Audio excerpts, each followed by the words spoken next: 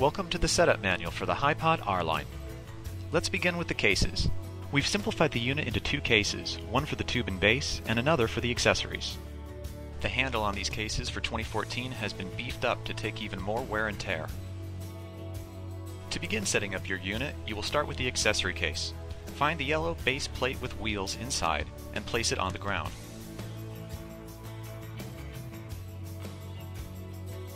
Now you are going to want to retrieve your tube and base case. From inside this case, grab the attached tube and base and place them into the plate on the ground. You will see in the next portion of this video that on the base plate there is a ratchet that must be unlocked to receive the base and tubes. Now that the base has been inserted into the base plate, you will need to lock it into place. Find the ratchet at the bottom and turn it until it becomes tight. You can pop it out to the side to readjust its position, lock it back into place, and turn to secure the ratchet. Now we will begin the leg setup. On arrival, you will find that your HiPod legs are locked into the closed position with the leg locking pin. You will need to remove this pin and move it and the leg to the exterior hole, locking the pin through the leg itself and the bracket. You will not lock the pin either behind the leg or in front of the leg, as this does nothing to secure it before elevation. You will see that these are examples of how not to lock the leg. Again, make sure to lock the leg with the leg pin on the exterior hole so that the pin is going through the leg and the bracket itself. This locks the leg into position.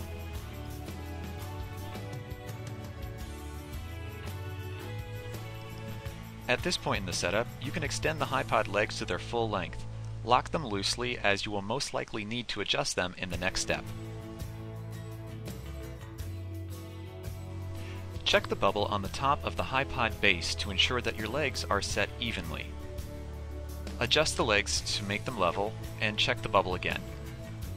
At this point in the setup, your unit should look like this, legs extended and locked into place. Shake the silver ring at the top of the base to confirm that your legs are rock solid. Any movement, readjust and try again. Once the leg is confirmed to be stable and the primary leg lock has been tightened, you can adjust the second leg lock into place. This is a redundant safety lock in case the primary lock ever gives way or slips. Both leg locks must always be used on each leg. Never extend a HiPod tubing system until both leg locks are in place. You can see another view here of what these leg locks look like in their proper positions. Now, on the top of the base, just above the silver ring, you will find another ratchet. It's the same style as the one on the base plate. When it's open, you will be able to swing the tubes left and right. If you close the ratchet like this, it will grab the tubes inside of the base. This holds the tubes in the base while you're extending the tubing. Now we will begin to connect the HiPod cable bundle to the unit. Take the bundle and look for a yellow T-bar across one end. This will notate that it is the top end of the cable. From the top of the tower, you will find a carabiner dangling down from a silver clip. This acts as your cable strain relief. Put the cable through this clip coming down from the top so that the yellow T-bar is above the clip. It'll hang on that side of the clip, acting as a strain relief for the cable. You will find a piece of Velcro around the T-bar so that you can even more securely attach it to the strain relief. Your camera motor will arrive screwed into a mounting pedestal. These are the two screws involved just in case you ever need to detach it from this pedestal. Different people have various preferences for motor control. Some want the literal up to be the direction up and down to be the direction down, while others like the directional controls to be inverted. Depending on how you mount the camera, either forwards or backwards, your motor controls via the remote will be appropriate for you. Once you have determined your directional control, attach the camera to the robot by screwing the pin through the camera hole on the bottom of the camera, sandwiching it to the plate. The motor is powered by 4 rechargeable AA batteries. These are provided in your accessory case. When fully charged and depending on usage, these batteries can last up to 7 or 8 hours. To place them in the robot, simply open the door on the front and place them as they are notated. Keep the motor settings on 90 degrees and manual. Now take the camera motor with mounting pedestal and attach it into the top of the HiPod tubes. There's a ratchet just underneath where the robot will sit, allowing you to tighten it to the tubes. The LCD bracket will be in your accessory case. Open it up and place around the tube so it begins to grip. Once adjusted into position, twist the silver metal screw until it clamps down on the bracket, holding it to the tubes. Notice the ratchet on the LCD bracket. If you unlock this ratchet, you will be able to adjust the angle at which the LCD sits on the bracket itself. Always make sure to unlock this ratchet before adjusting the angle of the LCD. To mount the LCD to the monitor bracket, find the groove in the back of the LCD. Match this up with the tip of the monitor bracket and slide into place.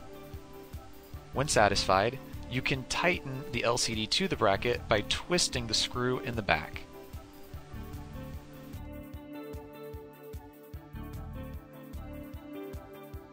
This HD LCD monitor is capable of receiving HD and composite signals. For HDMI, find the standard size HDMI port and plug it into the opening on the side of the LCD. To attach the battery, line up the holes on the LCD battery with the pins coming out of the LCD battery plate. Find the grooves that will accept the battery and then push the battery down onto the pins. You should hear a beep indicating that power has been received.